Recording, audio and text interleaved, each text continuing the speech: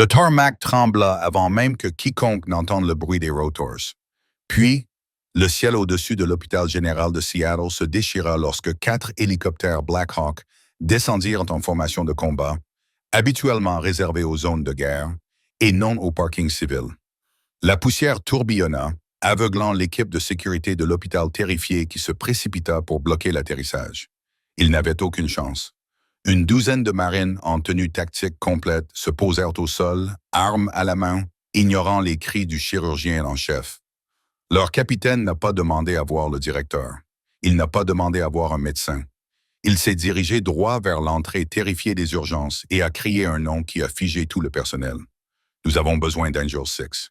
Où diable est Angel 6? Le sol en linoléum des urgences de l'hôpital général de Seattle était d'un gris stérile distinct, une couleur que Clara Holloway connaissait intimement. Elle la connaissait parce qu'elle passait la plupart de ses gardes de 12 heures à la fixer, la tête baissée, essayant de se faire aussi petite que possible. Pour les chirurgiens traumatologues hautement qualifiés et les résidents au visage frais, Clara n'était qu'une infirmière lente. C'était une femme de 40 ans qui boitait fortement de la jambe gauche et qui ne pouvait pas courir lorsqu'un code bleu était déclenché. C'était celle qui était reléguée au changement des bassins hygiéniques, à la mise à jour des dossiers et à la prise en charge des ivrognes sans gravité qui erraient le vendredi soir. Ils ne savaient pas pourquoi elle boitait et franchement, aucun d'entre eux ne se souciait suffisamment d'elle pour lui poser la question. « Bougez, Holloway, vous bloquez le couloir. » Le docteur Adrian Prescott lui lança sèchement en la bousculant pour passer. Prescott était le chirurgien traumatologue vedette de l'hôpital. Brillant, beau et complètement insupportable. Il avait une mâchoire qui aurait pu couper du verre et un ego qui aurait mérité son propre code postal. Clara trébucha légèrement, s'agrippant au bord du poste des infirmières pour se stabiliser. Sa jambe gauche, celle qui était maintenue par 3 broches en titane et un amas de tissu cicatriciel, lui lançait une douleur sourde et familière. « Désolé, docteur, murmura-t-elle d'une voix rauque. « Ne soyez pas désolé, soyez plus rapide. » Lança Prescott par-dessus son épaule sans ralentir. « Nous avons un carambolage de plusieurs voitures dans 10 minutes. Si vous ne pouvez pas suivre le rythme, allez travailler en gériatrie ou mieux encore, à la morgue. Ils ne se déplacent pas vite là-bas. » Quelques-unes des jeunes infirmières gloussèrent nerveusement. Elles idolâtraient Prescott. Pour elles, Clara faisait partie du décor, un meuble légèrement abîmé que l'administration n'avait pas encore pris le temps de remplacer. Clara ajusta sa blouse et retourna organiser le chariot de fourniture. Elle ne se laissa pas atteindre par les insultes. Elle avait été insultée par des hommes bien plus effrayants qu'Adrian Prescott. Elle s'était fait hurler dessus par des sergents instructeurs sous la pluie battante de Perry Island et avait été insultée par des commandants blessés dans la poussière de Kandahar. L'arrogance de Prescott n'était qu'un chant de criquets comparé au rugissement d'un obus de mortier. Mais elle garda cela pour elle. Elle était là, simplement Clara, pas le lieutenant-commandant, pas l'infirmière de Vol Holloway, et certainement pas le nom de code qu'elle avait enfoui profondément dans son dossier personnel il y a 7 ans. « Salut, Clara. » Sarah, une infirmière junior gentille mais débordée, lui murmura en passant précipitamment avec un plateau de poche de perfusion. « Ignore-le, il est juste stressé. Le tableau indique qu'un VIP arrive avec les victimes de l'accident. Le fils d'un sénateur ou quelque chose comme ça. »« Ça va, Sarah, » répondit Clara doucement, ses yeux scrutant le chaos des urgences avec une précision qui passa inaperçue. Alors que les autres voyaient du bruit et de la panique, Clara voyait des schémas. Elle vit que le patient du lit 4 était en état de choc avant même que les moniteurs ne se mettent à biper. Elle vit que l'interne du lit 7 tâtonnait pour l'intubation, mais elle resta silencieuse. Elle avait appris à ses dépens que dans le monde civil, une infirmière boiteuse n'était pas censée poser de diagnostic. Elle était censée aller chercher des couvertures. Les portes automatiques s'ouvrirent dans un sifflement et les ambulanciers se précipitèrent à l'intérieur, poussant un brancard sur lequel était allongé un adolescent couvert de sang. « Garçon de 17 ans, conducteur non attaché, traumatisme contondant à la poitrine », cria l'ambulancier. Prescott était là, donnant des ordres à tout va. « Emmenez-le dans la salle 1. Je veux une radiographie pulmonaire et un bilan complet. Ne vous en mêlez pas. Nous avons besoin d'espace pour travailler. » Clara recula contre le mur, les mains jointes derrière le dos. Elle regarda Prescott travailler. Il était doué, elle devait l'admettre. Ses mains étaient fermes, mais il était arrogant. Il traitait le patient, pas la personne, et il passait à côté de quelque chose. De là où elle se trouvait, Clara pouvait voir les veines du cou du garçon se distendre. Elle observait sa poitrine se soulever de manière irrégulière. Le moniteur indiquait que sa tension artérielle baissait, mais son rythme cardiaque n'était pas aussi élevé qu'il aurait dû l'être en cas de choc hypoalmique. Cardiac tamponade, Clara's mind whispered, or a tension-numb thorax on the right side. The breath sounds will be absent. Elle fit une demi-pas en avant. Docteur, dit-elle d'une voix basse mais ferme, vérifiez les sons de son poumon droit. La trachée dévie légèrement. Prescott se retourna, le visage rouge d'adrénaline et de rage. Excusez-moi, ai-je demandé l'avis de la galerie? C'est moi le médecin traitant ici, Holloway. Je sais à quoi ressemble un poumon collapsé, et ce n'est pas ça. Allez me chercher 2 unités de O négatif et taisez-vous. Clara serra les lèvres. Elle vit l'interne, un jeune homme nommé Davis, la regarder avec pitié. Ils pensaient tous qu'elle essayait de jouer au docteur. Elle se retourna et boita vers la banque de sang, le poing serré sur le côté. La douleur fantôme dans sa jambe lui rappela la nuit où elle avait commencé à boiter. La nuit où elle était restée suspendue la tête en bas dans un fuselage en feu. Maintenant en vit un sergent des marines d'une main tandis que de l'autre, elle sutait sa cuisse brisée. Elle récupéra les poches de sang, vérifiant 3 fois les étiquettes, une habitude qui ne l'avait jamais quittée. Lorsqu'elle revint dans la salle de traumatologie, le chaos avait empiré. Le garçon était en train de mourir. « Sa tension est de 60-40, cria Davis. « On est en train de le perdre. »« Pousse l'EPI, bon sang, rugit Prescott. « Où est ce sang? »« Holloway, bouge ton cul. » Clara tendit le sang, les yeux rivés à nouveau sur la poitrine du patient. C'était pire. La déviation était désormais visible. Si Prescott ne décompressait pas cette poitrine dans les 60 secondes, le garçon serait mort. « Il a besoin d'une décompression à l'aiguille, » dit Clara plus fort cette fois. Dans le deuxième espace intercostal, maintenant. La pièce devint silencieuse pendant une fraction de seconde. Prescott jeta son stéthoscope sur le plateau dans un bruit métallique. Il s'approcha de Clara, envahissant son espace personnel, la dominant de toute sa hauteur. « Sortez, siffla-t-il. Sortez de ma salle de traumatologie. Vous êtes relevé de vos fonctions. Sortez avant que je fasse appel à la sécurité pour vous expulser. » Clara le regarda dans les yeux. Pendant une fraction de seconde, l'infirmière lente disparut, et quelque chose d'acier et de dangereux brilla dans son regard. Mais elle cligna des yeux et cela disparut. « Oui, docteur, dit-elle. » Elle se retourna et s'éloigna en boitant, le bruit de sa démarche irrégulière résonnant sous le bip des alarmes. Elle se dirigea vers la salle de pause, le cœur battant, non pas de peur, mais de frustration. Elle savait que le garçon allait entrer en arrêt cardiaque et elle savait que Prescott ne s'en rendrait compte que lorsqu'il serait trop tard. Elle était en train de se servir une tasse de café froid lorsque le sol trembla. Ce n'était pas un tremblement de terre, c'était une vibration qui fit vibrer les tasses sur l'étagère. Un rythme sourd et profond qu'elle sentit dans ses os avant de l'entendre avec ses oreilles. Thwop Clara se figea.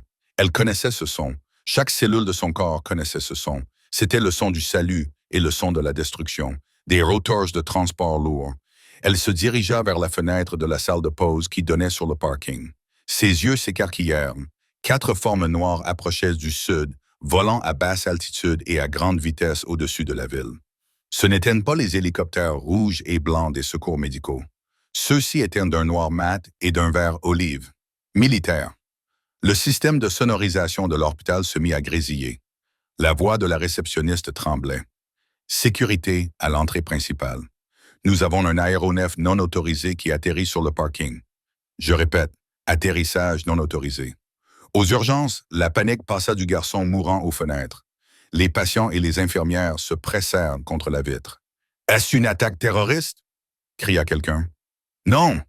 hurla le Dr. Prescott, essayant de reprendre le contrôle de son étage. « C'est probablement juste un exercice qui a mal tourné. Ignorez-le. Concentrez-vous sur les patients. » Mais il était impossible de l'ignorer. Le rugissement était désormais assourdissant. Le premier hélicoptère, un UH-60 Black Hawk sans autre marquage qu'un numéro de série gris sol, virevoltait agressivement au-dessus des rangées de voitures garées. Le souffle des rotors fit déraper une petite voiture sur le côté. Clara observait depuis la salle de pause, oubliant son café. Elle appuya sa main contre la vitre. « Que font-ils ici ?» pensa-t-elle. « Ce n'est pas une zone d'atterrissage désignée. Ils arrivent en force. » Elle regarda l'hélicoptère de tête poser ses roues, effleurant à peine l'asphalte avant que les portes latérales ne s'ouvrent. Ils n'attendirent pas que les rotors ralentissent. Des hommes en sortirent en masse. Clara les compta instantanément. 12 gilets pare-balles complets. Des carabines M4 dans des étuis, des casques rapides avec des radios. Ce n'était pas un transport de la garde nationale. C'était une force d'intervention rapide. Elle plissa les yeux. Les écussons sur leurs épaules étaient velcroés sur du gris foncé sur noir, mais elle reconnut l'insigne de l'unité, un poignard traversant un globe. Force de reconnaissance. « Oh mon Dieu !» murmura Clara. Les deuxième et troisième hélicoptères atterrirent dans un périmètre restreint, bloquant l'accès à la zone des ambulances. Le quatrième planait au-dessus, assurant la surveillance avec son tireur d'élite penché hors de la porte ouverte. Les portes des urgences s'ouvrirent brusquement, mais ce n'étaient pas des patients qui entraient. C'était le gardien de sécurité de l'hôpital, un homme âgé nommé Frank, qui courait à reculons, les mains en l'air. « Je n'ai pas pu les arrêter », cria Frank. « Ils ont des armes. » Derrière lui, les doubles portes furent ouvertes d'un coup si violent que l'une d'elles se détacha de ses gonds. 3 marines entrèrent les premiers, balayant la pièce avec leurs fusils. Ils ne visaient pas les civils, mais leur discipline était terrifiante. Ils se déplaçaient comme de l'eau coulant autour des brancards et glaçaient la pièce de leur présence. « Que tout le monde reste exactement où il est », cria le marine en tête.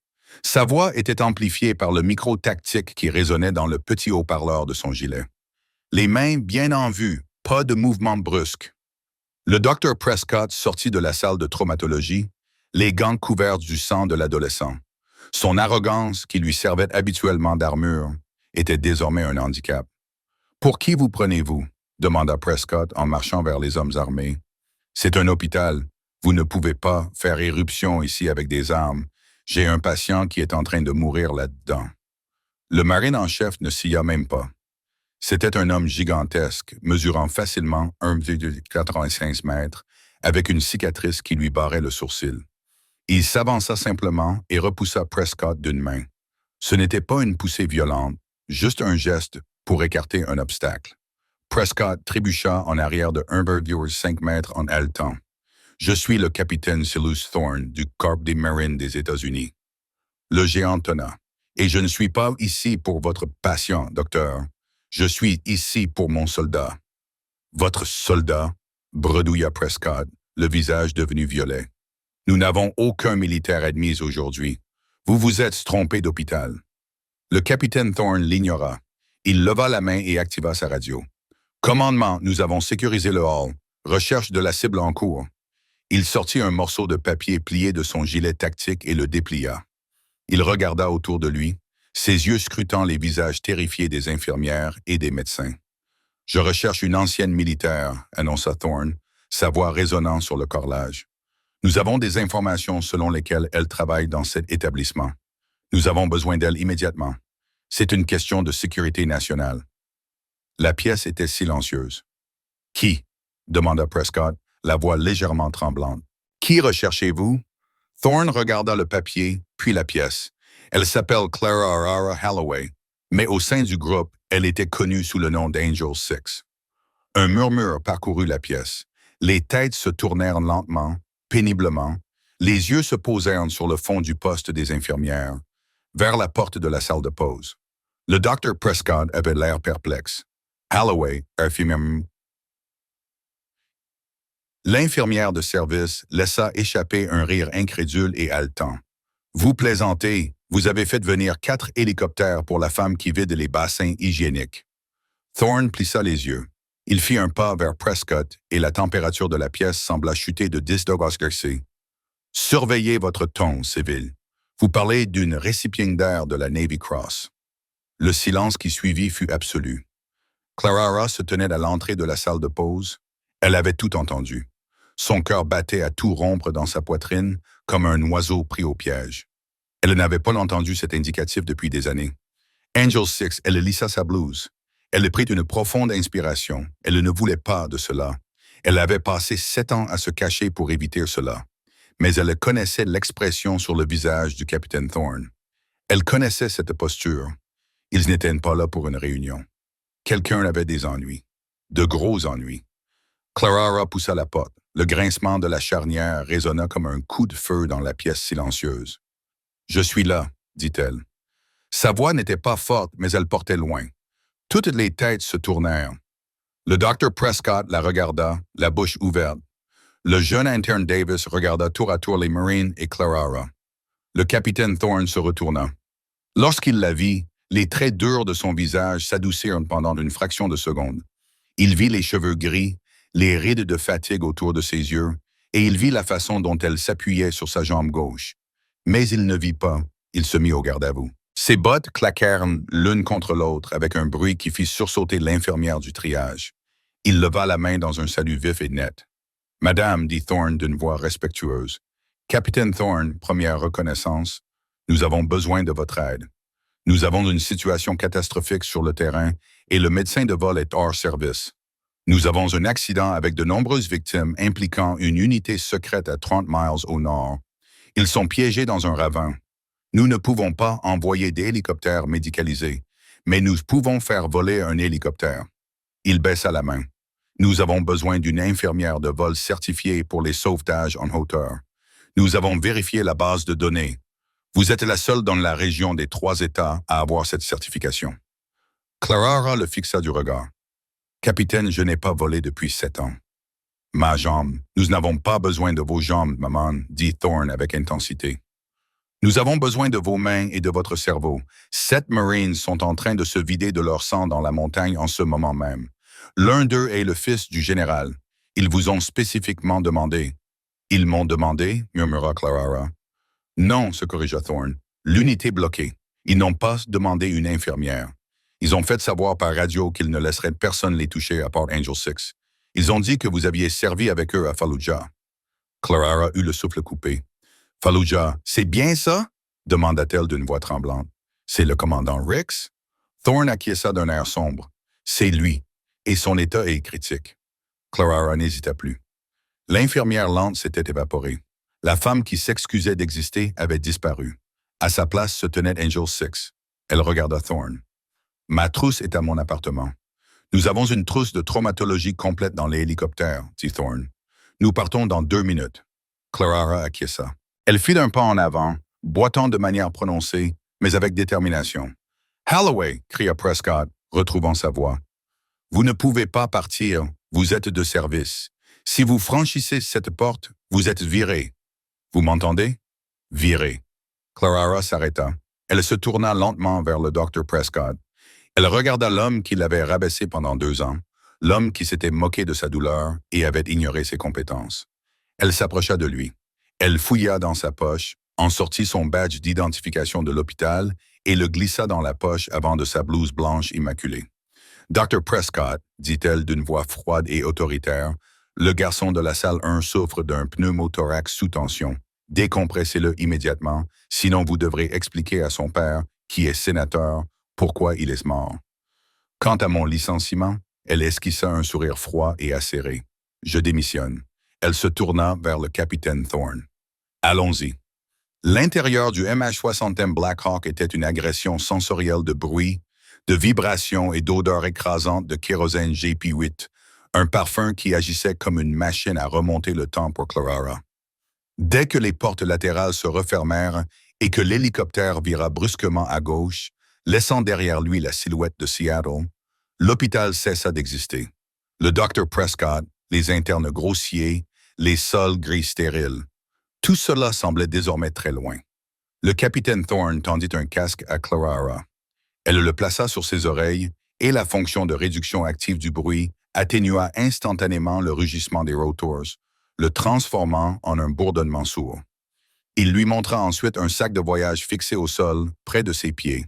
« Nous avons apporté votre ancien équipement, » dit Thorne, sa voix grésillant dans l'interphone. « Une combinaison de vol standard, des bottes et un sac de traumatologie de niveau 2. » Rix l'a gardé. Il a dit que vous reviendriez un jour. Clara regarda les sacs, la gorge serrée. Le commandant Rix, l'homme qui se vidait de son sang dans la montagne, avait conservé son équipement pendant 7 ans. Elle détacha sa ceinture de sécurité, enfreignant le protocole de sécurité, ce que Thorne ignora, et commença à retirer sa blouse d'hôpital bleu. Elle se moquait de la pudeur. Elle se trouvait dans un fuselage rempli de Marines, et pour eux, elle n'était qu'un équipement essentiel de plus, comme un fusil ou une radio. Elle enfila la combinaison de vol. Elle était un peu ample. Elle avait perdu de la masse musculaire depuis sa démobilisation, mais le poids familier du tissu lui donnait l'impression d'être une armure. Elle lassa ses bottes tactiques, grimaçant en serrant la gauche sur la cicatrice de sa cheville. La douleur était vive, lui rappelant brutalement pourquoi elle avait quitté l'armée, mais elle la refoula dans un coin de son esprit et en verrouilla le couvercle. « C'est Trep, capitaine », dit Clara en branchant son casque dans la prise murale. Sa voix avait changé. Le ton rauque et apologétique de l'infirmière Halloway avait disparu, remplacé par la cadence autoritaire et sèche du lieutenant-commandant Halloway. Thorne acquiesça, appréciant le changement. Il sortit une tablette de son gilet et la lui tendit. « Exercice d'entraînement dans les North Cascades. » Thorne expliqua, le visage sombre. L'unité était la première à effectuer une reconnaissance en haute altitude dans le cadre d'un exercice de survie et d'évasion. Mais quelque chose a mal tourné. Nous avons perdu le contact avec eux il y a 4 heures. Lorsque nous avons enfin réussi à les joindre, l'opérateur radio était affolé. Ils ont essuyé des tirs. Clara leva les yeux de la carte sur la tablette. Des tirs dans les cascades. C'est un exercice d'entraînement. C'est là le problème, dit Thorne d'un ton sombre. Ils sont tombés sur quelque chose qu'ils n'étaient pas censés voir. Des cultivateurs illégaux de drogue. Peut-être pire encore. Nous n'avons pas de visibilité sur les ennemis, mais ils sont lourdement armés. Ils ont abattu l'hélicoptère de sauvetage et l'Osprey. Il s'est écrasé dans un canyon encaissé connu sous le nom de Gorge du Diable. Le terrain est trop escarpé pour que nous puissions atterrir. Nous devons rester en vol stationnaire et vous descendre à l'aide d'un treuil. Clara étudia la carte topographique. Les courbes de niveau se superposaient les unes aux autres. C'était un cauchemar vertical. Bilan des victimes. 7 confirmés au sol, 3 dans un état critique. Le commandant Rix a reçu une balle dans l'abdomen et a des éclats d'obus dans le cou suite au crash. Le corpsman parle. Rix est l'officier le plus haut gradé au sol, mais il est hors d'état de nuire. Celui qui prend les décisions pour le moment est un caporal suppléant nommé Sterling. Thorne fit une pause. Sterling est le fils du général Sterling. Le gamin est inexpérimenté. Il panique et appelle Angel 6 à grands cris parce que son père lui a raconté des histoires à votre sujet. Clara ferma les yeux un instant. Le fils du général, cela expliquait les 4 hélicoptères. La politique s'immisçait toujours dans la guerre. Mais Rick était de la famille. Combien de temps avant d'arriver à destination? 6 minutes. La voix du pilote intervint. Les conditions météorologiques se détériorent. Une tempête de neige arrive du nord. La visibilité est nulle. Si nous ne vous déposons pas dans les 10 prochaines minutes, nous annulons la mission. Clara regarda par le petit hublot. La verdure luxuriante de la banlieue de Seattle avait laissé place aux pics enneigés et déchiquetés des montagnes Cascades. Des nuages gris tourbillonnaient autour des sommets comme des requins encerclant leur proie. Elle sentit la vieille peur lui nouer l'estomac. La dernière fois qu'elle avait pris un hélicoptère au-dessus d'un terrain hostile, elle n'en était pas sortie indemne. Elle avait rampé. Flashback Kandahar 2018. La nuit était chaude, empestait le soufre et la pourriture. Le RPG était sorti de nulle part, frappant le retour de Curtis. La rotation avait été nauséabonde. L'impact avait brisé son monde et sa jambe. Elle se souvenait avoir été suspendue la tête en bas, le sang lui montant à la tête, regardant Rex traîner le pilote hors de l'épave en feu. Il était revenu la chercher. Il l'avait portée sur 3 kilomètres, le dos brisé. Il lui avait sauvé la vie. « Madame ». La voix de Thorne la ramena au présent. Clara le regarda. Ses mains tremblaient légèrement. Elle les serra en poing. « Je vais bien », mentit-elle. Elle fouilla dans le sac de voyage et en sortit une petite pochette. À l'intérieur se trouvait sa trousse médicale personnelle, des lames d'intubation, des ciseaux de combat, des pansements thoraciques et une forte dose de morphine. Elle retroussa la manche de sa combinaison de vol pour vérifier sa montre, dévoilant le tatouage sur l'intérieur de son avant-bras. Il était désormais effacé, mais l'encre était encore lisible. Une paire d'ailes entourant le chiffre 6 avec la phrase latine « Non, Tim, n'aie pas peur ». Thorne le vit. Il tapota sa propre poitrine. Les garçons au sol pensent que tu es un mythe. Tu connais l'ange de Kandahar. Rix a perpétué ta légende. Les légendes ne cessent pas de saigner, capitaine, marmonna Clarara en vérifiant le joint d'un sac de solution saline. Les garrots, oui. 2 minutes, cria le pilote. Nous essuyons des tirs d'armes légères. Je répète, nous essuyons des tirs. L'hélicoptère fit une violente embardée vers la droite. Un bruit semblable à celui de grêlons frappant un toit en tôle retentit le long du fuselage, les balles impactant le blindage. « Verrouillé et chargé !» hurla Thorne en tirant sur la poignée d'armement de sa carabine. Les autres marines dans la cabine passèrent instantanément du statut de passager passif à celui de prédateur mortel. Clarara attrapa la sangle au-dessus de sa tête. Les vibrations changèrent. L'hélicoptère ralentissait, entrant en vol stationnaire. Le mitrailleur de droite ouvrit le feu avec son minigun assourdissant, faisant trembler les plombages de Clarara. « Nous sommes au-dessus de la zone d'atterrissage !» cria le chef d'équipage en ouvrant la porte latérale. Un vent glacial et de la neige s'engouffrèrent dans la cabine, aspirant instantanément toute la chaleur. Clarara baissa les yeux. À travers la neige tourbillonnante, elle vit l'épave de l'Osprey, un squelette métallique tordu fumant dans le ravin. Des traces volaient entre l'arbre et le lieu de l'accident. « Il fait trop chaud pour atterrir », hurla le pilote. « Nous devons nous dépêcher, corde raide. Vous passez en premier. Si nous restons ici, nous sommes morts. » Clarara détacha sa ceinture de sécurité. Elle attrapa sa trousse médicale. Elle boita jusqu'au bord de la porte ouverte et regarda en bas. C'était une chute de 18 mètres dans une zone de guerre. Sa jambe blessée palpitait d'anticipation. Thorne attrapa son harnais d'épaule. « Tu es sûr de toi, Angel? » Clarara regarda le chaos en dessous. Elle vit une silhouette agiter une lampe stroboscopique. Rix. Elle baissa ses lunettes sur ses yeux. « Envoie-moi. » La corde brûlait ses gants. La friction générait de la chaleur qui combattait le froid mordant de l'air de la montagne. Clarara descendait vite, trop vite. La descente tactique était conçue pour des jeunes hommes aux genoux en bonne santé, pas pour des femmes de 40 ans avec des broches en titane qui maintenaient leurs tibias. Mais l'adrénaline est un puissant anesthésiant. Clarara se concentra sur le sol qui se précipitait vers elle. 30 pieds 20 à 10. Elle écarta les jambes pour essayer d'atterrir du bon côté, mais le terrain accidenté du ravin en décida autrement. Elle heurta une plaque de schiste instable et s'effondra sur sa jambe blessée, pliant sous le poids du sac de traumatologie. Une douleur fulgurante lui parcourut la colonne vertébrale, l'aveuglant pendant une seconde. Elle haleta, se mordant la lèvre si fort qu'elle sentit le goût du sang. « Bouge. Tu dois bouger. » Des balles ricochèrent sur les rochers à quelques centimètres de sa tête. Le sniper dans l'arbre avait vu l'insertion. « Feu de suppression !» hurla une voix depuis l'épave. 3 marines du site du crash surgirent de derrière le fuselage tordu de l'Osprey et déchaînèrent un mur de plomb vers les arbres. Cela donna à Clarara les 3 secondes dont elle avait besoin. Elle se mit à 4 pattes, traînant le lourd sac médical dans la boue et la neige, et plongea derrière le train d'atterrissage de l'Osprey pour se mettre à couvert. Elle fut immédiatement envahie par l'odeur de liquide hydraulique brûlé et le goût métallique du sang. « Tu as réussi. » Un jeune marine, le visage maculé de peinture de camouflage et de saleté, attrapa son gilet et la tira plus loin à l'abri. Il semblait d'avoir à peine 20 ans. Ses yeux étaient écarquillés, ses pupilles dilatées par la terreur. « Je suis le caporal Sterling.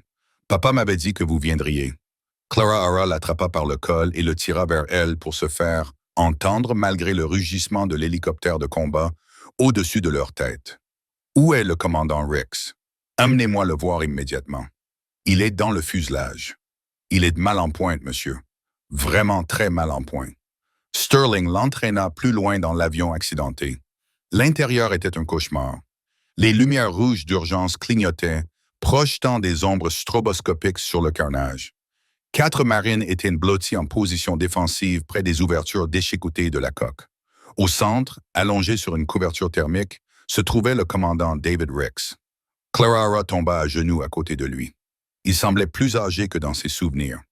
Ses cheveux étaient désormais argentés et son visage était gris, de la couleur de la cendre humide. Un pansement de fortune était pressé contre son cou, imbibé de sang artériel rouge vif. Un autre bandage était enroulé autour de son abdomen. Dave, murmura Clara, ses mains déjà en mouvement, enfilant des gants bleus en nitrile. Les yeux de Rick s'ouvrirent. Ils étaient troubles, flous. Il cligna des paupières, essayant de dissiper le brouillard du choc. Lorsqu'il la vit, un sourire faible et tordu effleura ses lèvres. « Clara, dit-il d'une voix rauque, du sang coulant légèrement au coin de sa bouche, tu as ignoré mon ordre direct de rester à la retraite. Je n'ai jamais été douée pour suivre les ordres, dit-elle d'une voix calme malgré le chaos.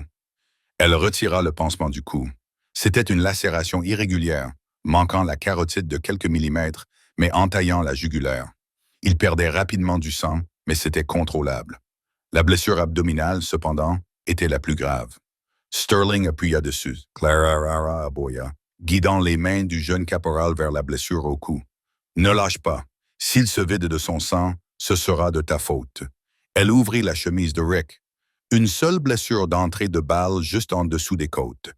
Pas de blessure de sortie. Cela signifiait que la balle rebondissait à l'intérieur, déchiquetant les organes. Son estomac était distendu par une hémorragie interne. « La pression est de 70/40, dit un marine à proximité, le bras brisé, en lisant un moniteur portable. « Il est en train de s'effondrer, maman.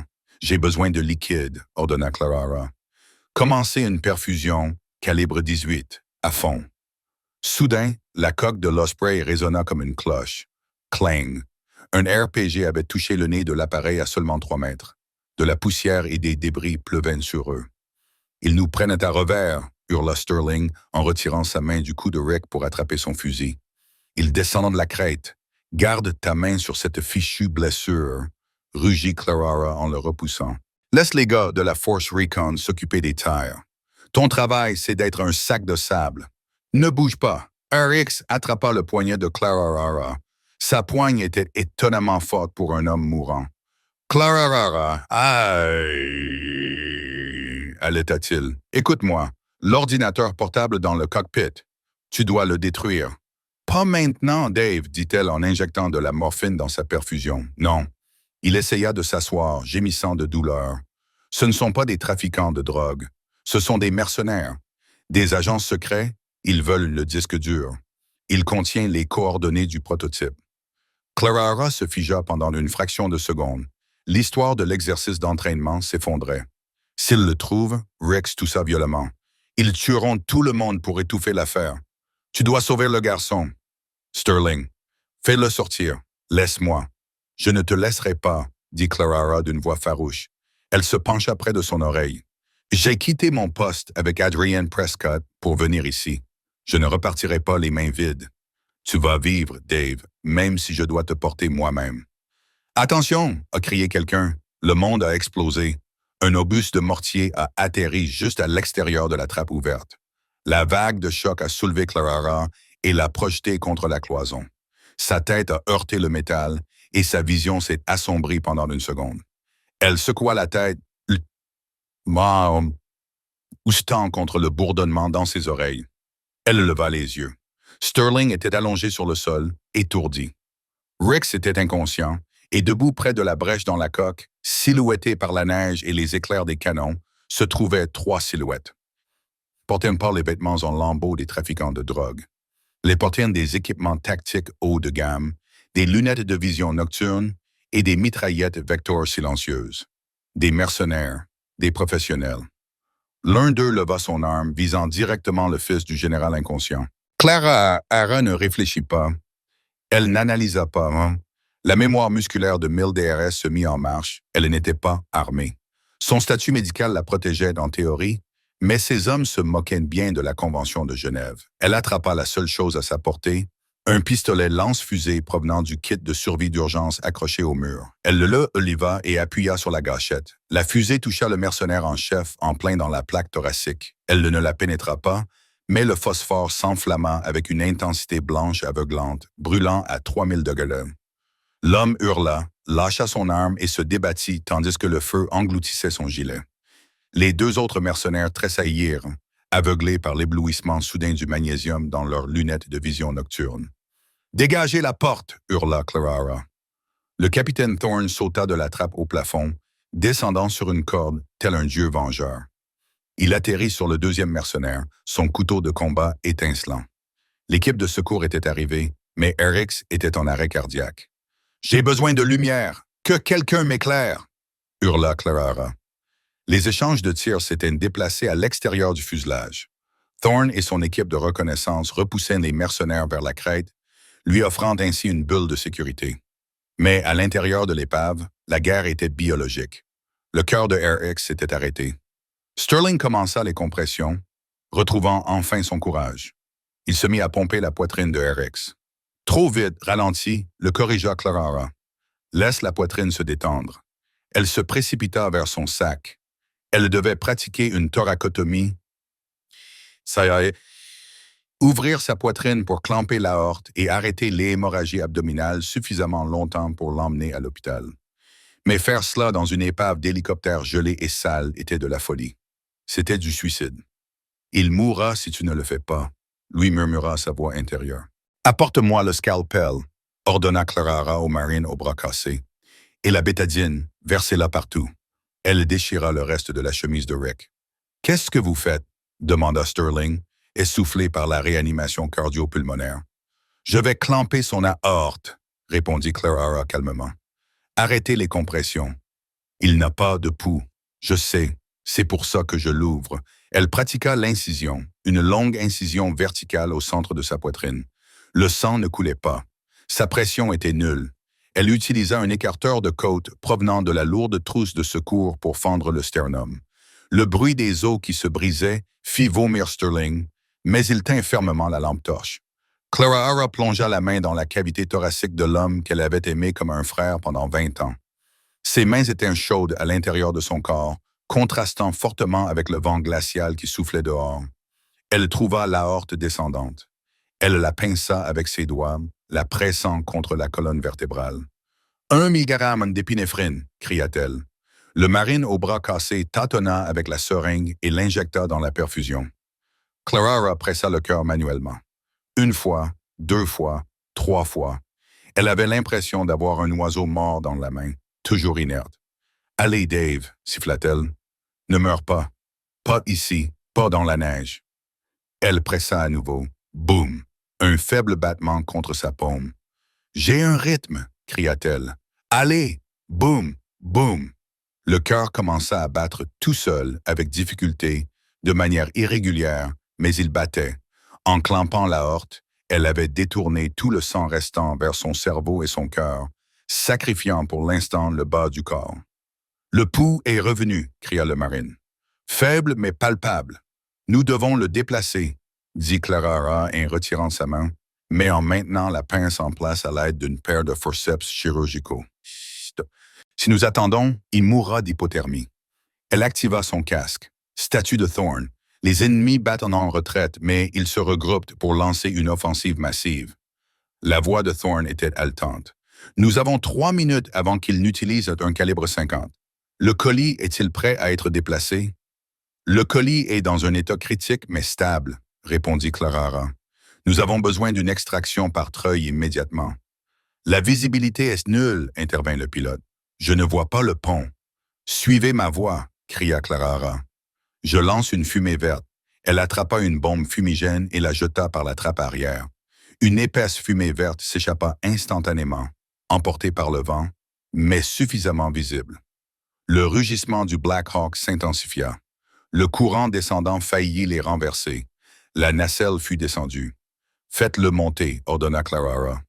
Ils chargèrent Rick dans le panier de sauvetage. Ce fut une lutte maladroite et désespérée. Clarara dut courir à côté du panier pendant qu'il le traînait, vérifiant la pince qui dépassait de sa poitrine. Alors que le panier quittait le sol, une balle ricocha sur le rail métallique. « Allez, allez, allez » hurla Thorne, tirant des rafales avec sa tronçonneuse. Clarara accrocha son propre mousqueton au câble de levage au-dessus du panier. Elle n'allait pas monter séparément. Elle devait surveiller Rick à chaque seconde de l'ascension. Ils décollèrent du sol, se balançant violemment dans le vent. Clarara enroula ses jambes autour du panier, protégeant la poitrine ouverte de Rick avec son propre corps. En dessous d'eux, le ravin était un spectacle lumineux de traces.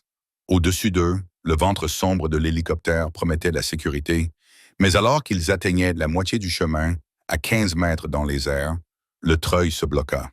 Ils s'arrêtèrent net, suspendus dans le vide. « Bloqué !» hurla le chef d'équipe dans la radio. « Panne hydraulique sur le treuil secondaire. Je ne peux pas, vous remonter. » Clarara regarda en bas. Les mercenaires sortaient des arbres. Ils levaient les yeux. Ils étaient des cibles faciles. « Une manivelle manuelle ?» hurla le pilote. « Qui va actionner la manivelle manuelle? »« Cela prendra 4 minutes, » répondit le chef. « Nous n'avons pas 5 minutes. » La voix de Thorne retentit depuis le sol. Il prépare un lance-roquette. « Vous êtes la cible. » Clarara regarda Rick. Ses yeux étaient à nouveau ouverts. Il la regardait. « Coupez la corde, » murmura-t-il. « Sauvez-vous. » Clarara regarda le câble.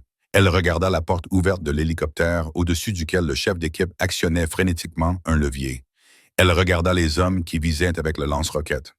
Elle plongea la main dans son gilet et sortit son arme de poing, un Beretta M9 standard qu'on lui avait remis dans les hélicoptères. Elle n'allait pas couper la corde.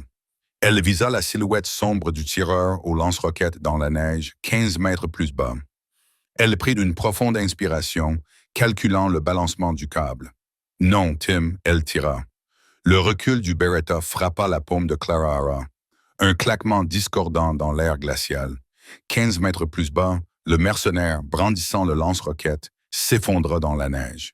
La roquette non guidée s'élança dans le ciel sans causer de dommages et explosa contre la paroi du canyon dans une pluie d'étincelles inutiles. « C'est bon! Nous sommes dégagés! » hurla Clarara dans son casque, mais le vent emporta ses paroles. Le treuil manuel émit un terrible grincement métallique qui vibra le long du câble d'acier et jusque dans ses os. Centimètre par centimètre, la nacelle s'éleva. Clarara garda ses jambes fermement enroulées autour du cadre, son corps servant de bouclier humain contre le vent glacial et les balles perdues provenant du sol. Ses yeux, cependant, ne quittaient pas la poitrine du commandant RX. La pince aortique glissait.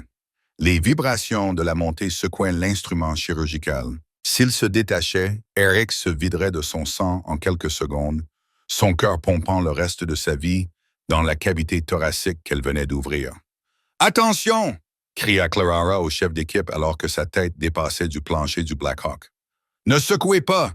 Des mains puissantes agrippèrent son gilet tactique. Le capitaine Thorne et le chef d'équipage haussèrent le panier dans la cabine avec un effort qui faillit lui disloquer l'épaule. Ils firent glisser le panier sur le sol en tôle larmée et le fixèrent instantanément. « Pilote, sortez-nous d'ici !» rugit Thorne. « Restez près du sol, restez bas. » Le Black Hawk vira violemment, plongeant au-dessus de la ligne de crête pour échapper à la zone de tir. La force de la G-Force plaqua Clarara au sol, mais elle ne lâcha pas de la pince. « J'ai besoin de lumière », aboya-t-elle. Il est à nouveau en fibrillation. La cabine était baignée dans la lueur rouge des lumières tactiques. C'était un bloc opératoire cauchemardesque. L'hélicoptère secouait l'air, la pression fluctuait et le patient était techniquement mort, maintenu en vie uniquement par un morceau d'acier qui pinçait une artère principale. Le caporal Sterling, le fils du général, était recroquevillé dans un coin, fixant Clarara de ses grands yeux terrifiés. Il venait de voir une infirmière d'âge mûr boiteuse descendre en rappel le long d'une corde, pratiquer une opération à cœur ouvert dans une épave et tirer sur un homme suspendu à un câble. « Est-ce qu'il va s'en sortir? » balbutia Sterling. « Tenez cette poche de perfusion, » ordonna Clarara, ignorant la question. « Serrez-la. Chaque fois que je hoche la tête, vous serrez. Vous comprenez? »« Oui, madame. » Clarara regarda le moniteur. Les signes vitaux de Rick étaient irréguliers. Elle devait stabiliser la pince et tamponner la poitrine. « Thorne, mettez-moi en communication avec l'hôpital d'accueil, » dit Clarara, les mains enfoncées dans la cavité thoracique, ajustant la gaz. « Nous n'allons pas à la base. Il ne survivra pas au vol jusqu'à Madigan. Nous devons retourner à Seattle. »« Négatif, Angel, » dit Thorne en écoutant son oreillette. « Le commandement dit que le colis est trop sensible. L'ordinateur portable, les données, nous ne pouvons pas les emmener dans un secteur civil. » Clarara leva les yeux, le visage maculé de graisse et de sang. Ses yeux étaient furieux. « Je me fiche de l'ordinateur portable, capitaine. Je me soucie de l'homme qui m'a sauvé la vie à Kandahar. Il a une aorte pincée et un pneumothorax sous tension. L'hôpital général de Seattle est à 6 minutes. Madigan est à 20 minutes. Si nous volons jusqu'à la base, vous atterrirez avec un cadavre. Voulez-vous expliquer au général Sterling pourquoi le sauveur de son fils est mort? » « À cause du protocole. Thorne hésita. Il regarda Rick, puis Clara. Il vit le feu dans ses yeux, le même feu qui lui avait valu la Navy Cross. Il appuya sur le bouton de sa radio. Commandement, ici Dagger 11. Nous déclarons une urgence médicale. Nous nous dirigeons vers l'hôpital général de Seattle. Pilote, mettez les gaz. Bien reçu, répondit le pilote, et les moteurs vrombèrent lorsqu'il poussa la manette des gaz à fond. Clara se concentra à nouveau sur la blessure. Reste avec moi, Dave, on est presque arrivé. Le vol fut marqué par une succession d'alarmes et de mesures désespérées. À 2 reprises, la pression artérielle de Eric chuta. À 2 reprises, Clara dut masser manuellement son cœur, sa main pompant rythmiquement la vie dans ses veines, tandis que les Marines observaient dans un silence respectueux. Lorsque la silhouette de Seattle apparut, l'héliport de l'hôpital était déjà illuminé. Mais alors qu'ils approchaient, Clara vit quelque chose qui la mit hors d'elle. L'héliport était vide de personnel médical. Des agents de sécurité bloquaient les portes. « Ils ne sont pas prêts à nous recevoir », réalisa Clara. Prescott a bloqué l'atterrissage. « Il a fait quoi ?» grogna Thorne. « Le docteur Prescott, c'est le chef du service des urgences. Il pense probablement que c'est une blague. » Thorne arma son fusil. « Posez-le, pilote. Si quelqu'un se met en travers de son chemin, je l'éliminerai. » Le Black Hawk planait au-dessus du toit de l'hôpital, le souffle soulevant des débris. Les roues se posèrent brutalement sur le H-Pain. Avant même que les rotors ne ralentissent, Thorne ouvrit la porte d'un coup de pied. Il sauta, son arme baissée mais prête, son équipe se déployant pour sécuriser le périmètre. Les gardes de sécurité de l'hôpital, qui avaient reçu l'ordre de refuser l'accès, jetèrent un coup d'œil aux marines de reconnaissance et reculèrent, les mains en l'air. Clara détacha sa ceinture. Elle attrapa le côté du brancard. « Allons-y, à mon compte. 1, 2, 3. » Ils précipitèrent Rick hors de l'hélicoptère. Le vent hurlait, fouettant les cheveux de Clara sur son visage. Elle boitait fortement, sa jambe blessée lui faisant souffrir le martyre, mais elle ne ralentissait pas. Elle courait à côté du brancard, la main toujours agrippée à la pince dans la poitrine de Eric. Ils ont enfoncé les portes d'accès au toit et se sont précipités dans l'ascenseur des urgences. Salle de traumatologie 1 a ordonné Clara. Et quelqu'un, Paige Prescott, dites-lui que s'il n'est pas là dans 30 secondes, je vais opérer moi-même. Les portes de l'ascenseur s'ouvrirent au niveau des urgences, révélant une scène de confusion totale. Le personnel avait entendu l'hélicoptère, mais personne ne savait ce qui se passait. Lorsque Clara Holloway fit irruption, flanquée de 4 marines lourdement armés, et poussant un brancard avec un homme dont la poitrine était littéralement ouverte, tout l'étage se figea. Le docteur Adrian Prescott se tenait au poste des infirmières, un café à la main, en train de rire avec un interne. Il se retourna et son sourire s'évanouit. Il vit Clara, mais ce n'était pas la Clara qu'il connaissait. Elle portait une combinaison de vol couverte de boue et de sang. Ses cheveux étaient en bataille. Elle se déplaçait avec une intensité terrifiante, sa démarche boiteuse ressemblant désormais à celle d'un prédateur blessé plutôt qu'à un handicap. « Dégagez de mon chemin !» cria Clara, sa voix résonnant dans le couloir. « Bonjour !» bredouilla Prescott en laissant tomber sa tasse de café. Elle se brisa, éclaboussant ses chaussures blanches immaculées de liquide chaud. « Que signifie tout cela? Vous avez démissionné. Vous ne pouvez pas simplement... » Le patient est un homme, 52 ans, blessure par balle à l'abdomen, traumatisme pénétrant au cou, thoratomie d'urgence pratiquée sur le terrain. Clara débita le rapport avec une précision de mitrailleuse en passant devant lui. L'aorte est clampée. J'ai besoin que l'eau soit prête immédiatement. Type et compatibilité croisée pour 10 unités d'Onagi. Appelez l'équipe vasculaire. Elle ne s'arrêta pas pour demander la permission. Elle ne baissa pas les yeux. Elle conduisit le brancard directement dans la salle de traumatologie 1. Prescott courut après eux, le visage rouge d'indignation. « Sécurité, arrêtez-la. Elle pratique la médecine sans licence. Elle est infirmière. » Il tendit le bras pour attraper Clara alors qu'elle transférait Rick sur le lit d'hôpital. Avant que ses doigts ne puissent effleurer sa combinaison de vol, le capitaine Thorne intervint. Le marine géant ne cria pas. Il posa simplement une main gantée sur la poitrine de Prescott et le repoussa contre le mur avec suffisamment de force pour lui couper le souffle. « Touchez-la encore une fois, » dit Thorne d'une voix grave et menaçante, « et vous aurez besoin d'un chirurgien traumatologue. »« C'est mon hôpital, » allaita Prescott. Et c'est mon commandant qui est sur cette table, répondit Thorne. Et c'est grâce à elle qu'il respire encore. Vous obéirez à ses ordres ou vous vous retirerez. Prescott regarda autour de lui. Tout le personnel des urgences, Sarah Davis, les infirmières, les aides-soignants, le regardaient. Ils ne regardaient pas Prescott avec la crainte ou l'admiration habituelle. Ils regardaient Clara. Ils regardaient la femme qu'ils avaient ignorée pendant des années, commandant une salle remplie de soldats des forces spéciales. Dr. Prescott, dit Clara, sans lever les yeux, tandis qu'elle connectait Rick au moniteur de l'hôpital. J'ai besoin d'un chirurgien vasculaire pour réparer la aorte. Allez-vous vous laver les mains ou dois-je appeler quelqu'un de compétent? L'insulte resta suspendue dans l'air, acérée et brutale. Prescott ravala sa fierté. Il vit la poitrine ouverte. Il vit la pince.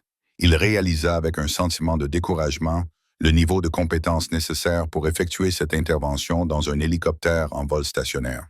Il regarda les mains de Clara. Elles étaient fermes comme un roc. « Je vais me laver les mains », marmonna Prescott. « Bien, dit Clara, mais c'est moi qui dirige cette opération.